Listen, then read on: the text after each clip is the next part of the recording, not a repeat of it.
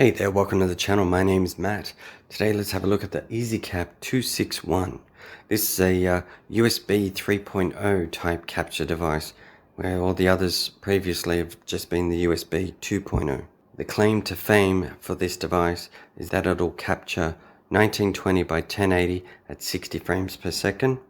So it's compatible with OBS Studio. I got mine from Amazon under the Ezcap 261.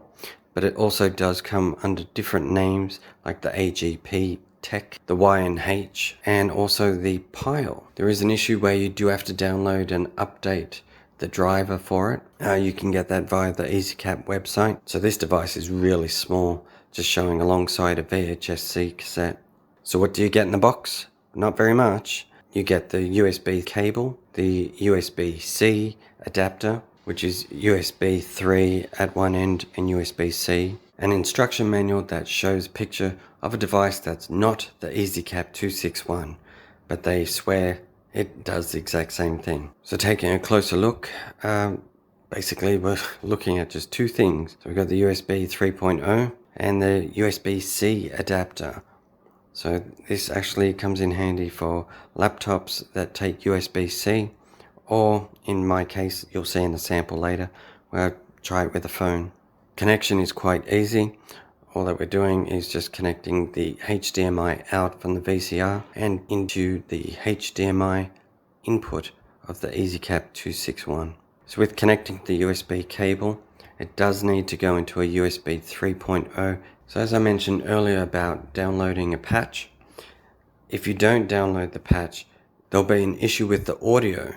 In my case, it was to do with the audio drivers where connection was correct, but no sound was coming through. On the Ezcap website, I'll leave a link in the description.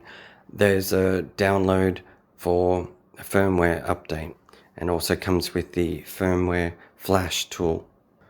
So once I finished with the flash tool, I was able to have the audio work correctly for me. But I did have a different issue that showed up. If we take a look at the recording quality, the only option I have is to record at 1920 by 1080 at 30 frames a second. This is going to end up squishing the image, making it distorted. But I can solve that, which I'll show you after.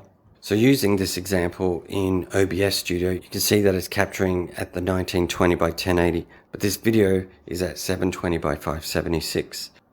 Okay, so if we play it back, you can see if nothing gets changed and you just leave it the way it is, you're going to get this rectangular type image, even though that's not correct. Though you can change it in OBS Studio, but you do have to re-record the video. It's kind of a silly sort of two-step process. The same can be done through Magix. You just got to go into the settings and again change the size.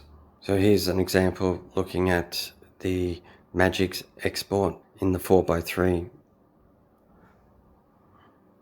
So another option is with the USB-C connection. Now for me, I just want to do a test to see if I can get it to work with the phone. Probably more inclined for the PCs, but either way it just shows that it can be done.